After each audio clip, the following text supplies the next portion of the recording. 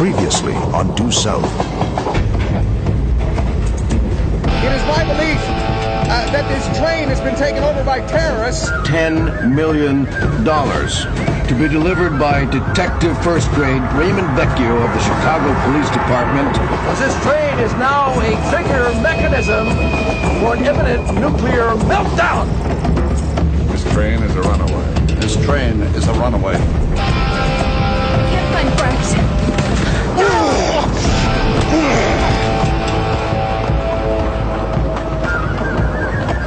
Well, it turns out I'm kind of greedy, so you won't be coming along. Just you and me now, Inspector Thatcher. We got the dragon lady. Hit the brakes!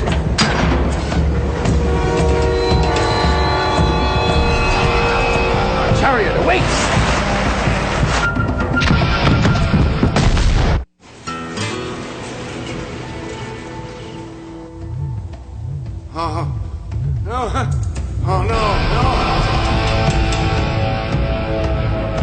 On you, Huskies.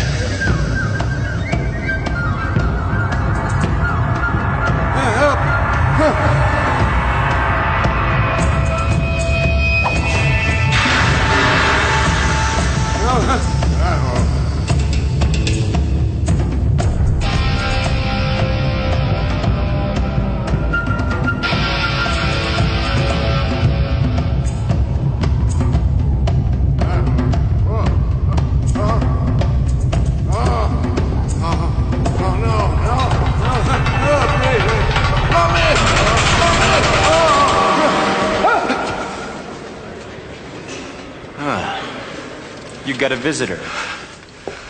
Well then, there now.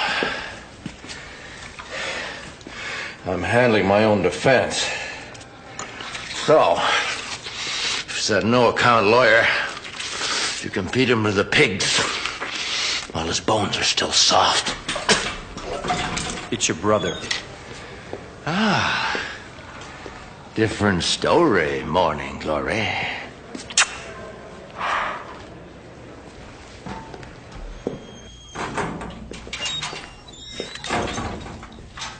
You need a haircut, Randall. Well, at least I still got most of mine, though. Don't start. Look, my hairdo is the least of my problems. Don't let hygiene take a back I'm seat. incarcerated It's here, important, Francis. Randall. I could be facing lethal injection. Isn't that right?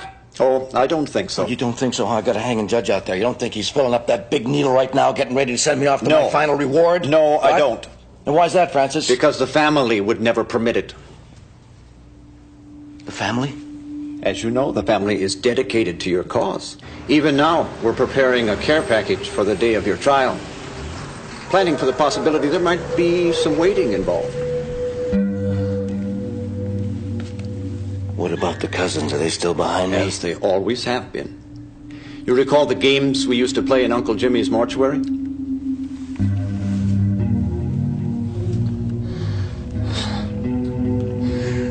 Those weren't games, Francis.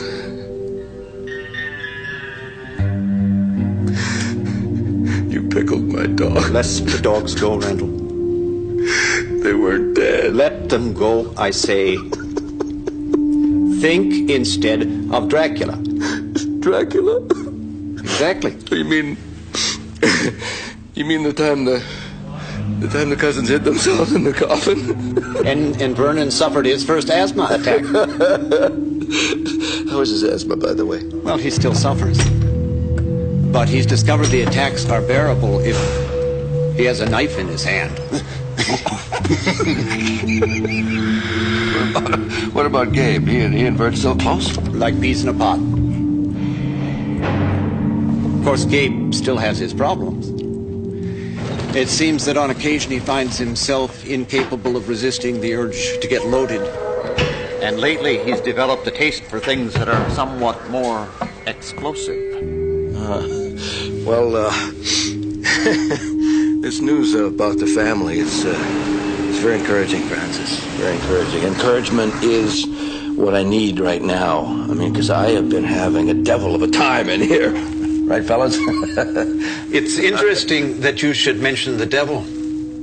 Our father was at the pulpit last Sunday.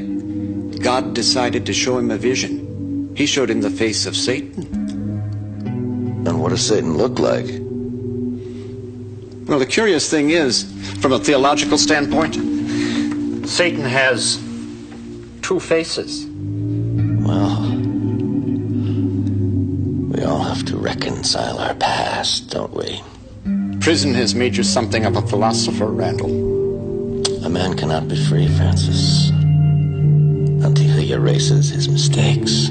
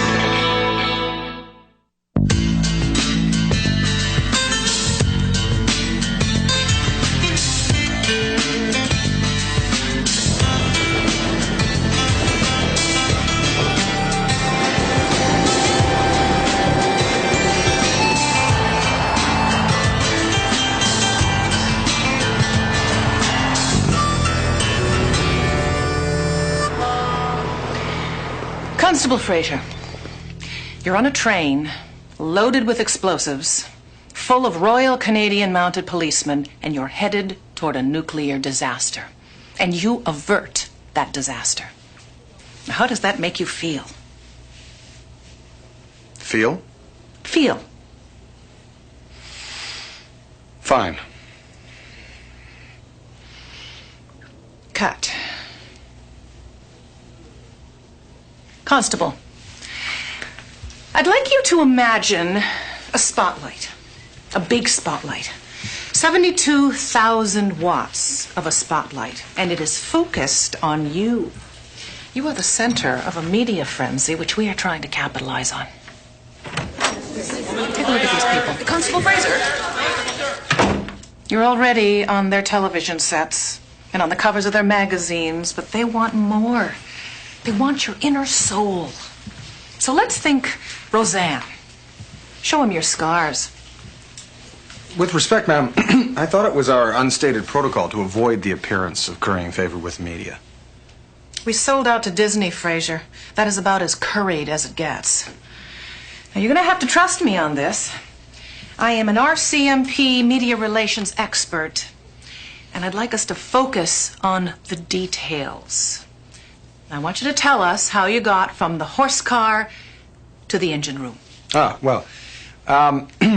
I followed Inspector Thatcher up the ladder. We then ran along the top of the train. Inspector Thatcher stopped, turned. We engaged in a conversation that led to us discovering ourselves as... Constable. That was terrific, Constable. Marked improvement. But could I have a quick word with you? Excuse me. Fraser, what would be the word for it? Contact? Contact, yes. That's a good word. Our contact, in my opinion, is not something that is needing to be publicly aired. Since it had no bearing on the outcome of the event, I agree. Furthermore, sir, I followed your instructions and I've tried to erase the contact from my memory. You have? Yes. And have you succeeded?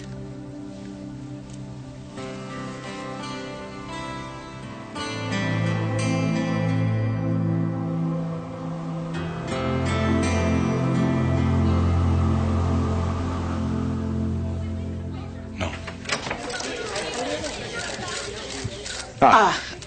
We were just... Sorry to interrupt, but I have the coffee, and I also have the Java, and... Holy moly, I've forgotten the sweetener. If you could give me a couple ticks, I'll be right back. Constable, if I could ask you just I'm one sorry, question. I forgot the sweetener. Constable, I have no just one comment. question. No comment at all. Excuse me, please. Who are you with? Who am I with? I'm with me, Ray Vecchio, the guy who saved Illinois. Who you with? Are you the detective who was on the train? I just wasn't on the train, baby. I stopped the train. Can I please just a few words? Sure. Thank you. We rolling? Rolling. I'm standing now with somebody who is actually on the train, Detective Vecchio. Answer me just one question. Go ahead. What's the Mountie like? Detective Vecchio? You're not talking? No. You're really not talking? That's right, Frazier. I'm really not talking. Just so I can be really clear in my own mind, Ray, other than telling me that you're not talking, you are in fact not talking. That's about the size of it. I see. Is there something I should know? You should. Well, this thing that I should know, do you think you could perhaps provide me with a hint as to what it might be?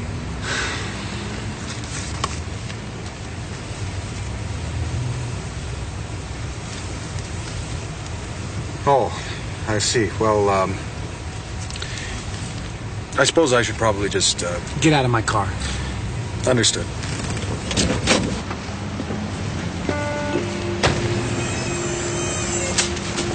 Ah, thanks, Ray.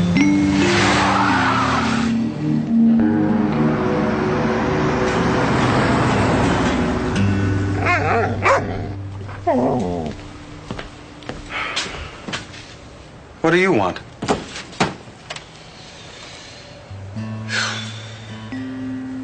Nothing. Every time I open this box, I'm full of hope, and all I get is a choice between dill pickles and Asiago cheese. It's like having your knees cut out from under you. He's feeling slighted, not without justification. I mean, after all, if you go to extreme lengths and your efforts are ignored, It only makes a guy feel like... do I feel like? Am I angry? Am I depressed?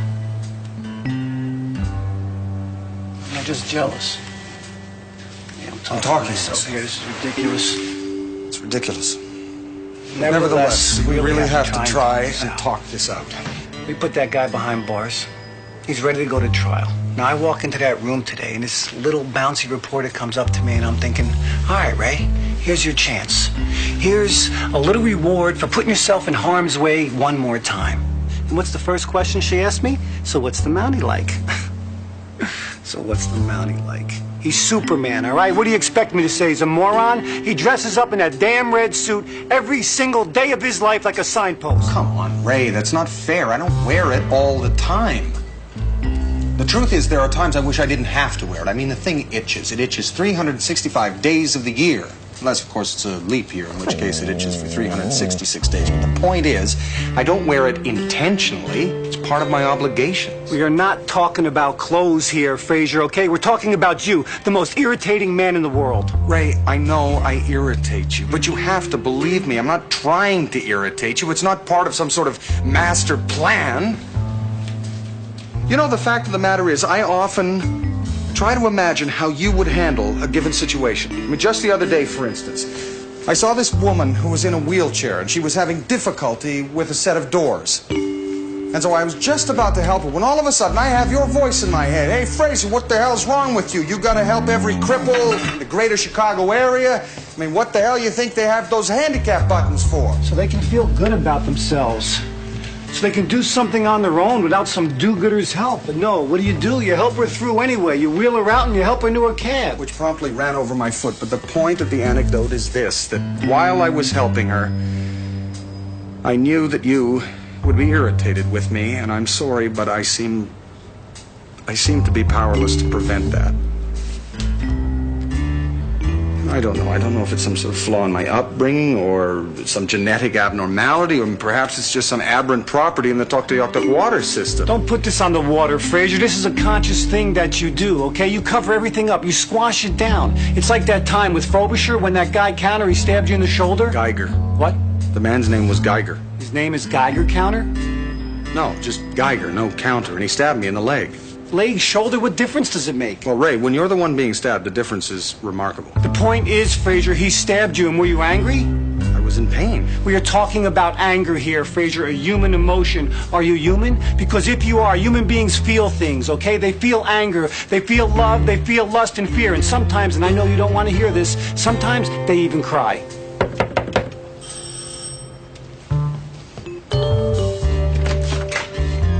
Hey, Fraser? Go.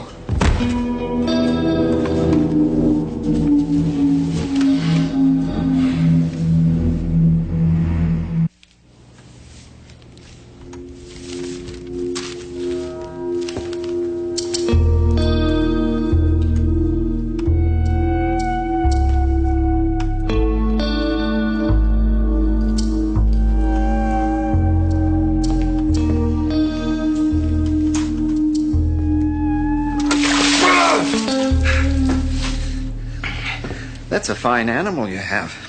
50% wolf, if I'm not mistaken. What have you done to him? He's all right. He'll wake up soon. Please, answer the question.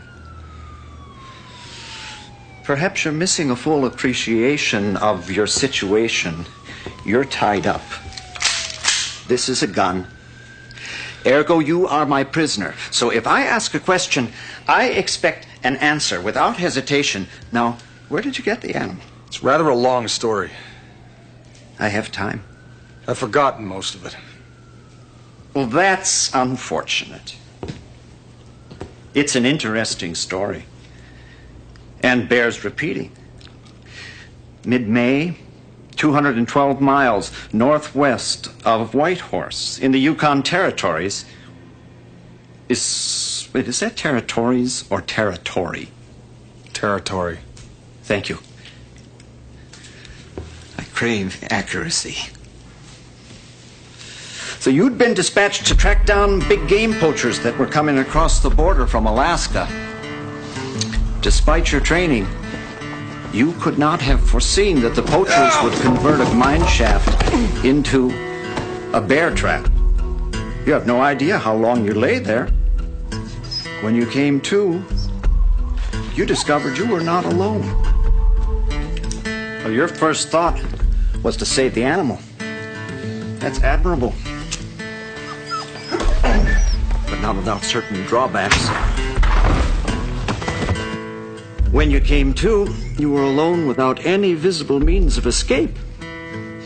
So you sat down to collect your thoughts.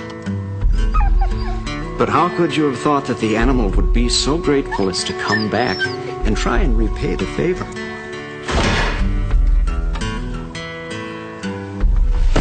You were knocked out for a third time. But despite the gaffe, a bond was formed, and you've been together ever since. You're wondering, of course, how I know the details of this story. Suffice to say, I know many things. And it's no accident that you were on board that train. Can you guess who I am now? Yes, I think I can. Your name would be Francis Bolt. You were born in Oregon in 1949. 1950. 1950. You are a theoretical mathematician by training and a recluse by choice. You have a younger brother named Randall. Who you arrested.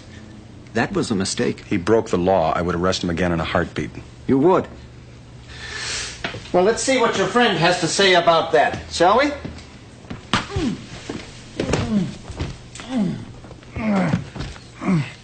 Detective Vecchio. I'd like it if you could talk your friend over there into apologizing. Well, you're out of luck, pal, because I'm not talking to him. My brother's problem is the same problem that plagues all geniuses. Can't get a date? You are a wiseacre, detective. Whereas I am a mathematician. I look for symmetry, for order within chaos. Let us take the charter train, coded 56023, for example. You are here to account for your part in thwarting my plan. Hit the brakes! A plan rigorous in its detail. And, as a wise man once said, God is in the details. So, it is to God that you both now will answer. Oh, by the way, have either of you ever worn a Mexican poncho?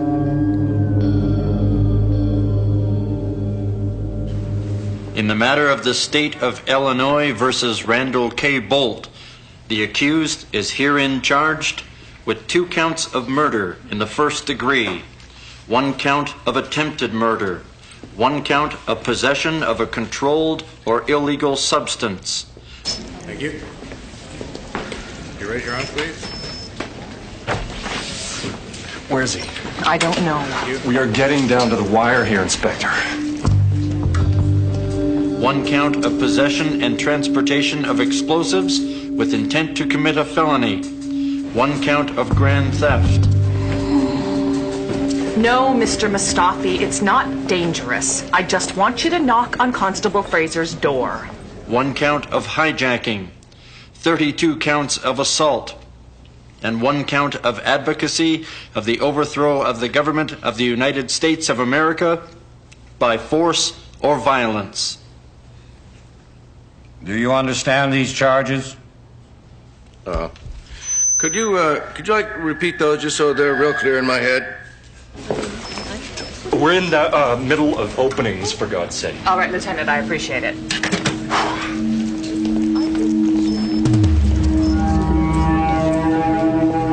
Let it be duly noted that the defense waives its right to an opening statement.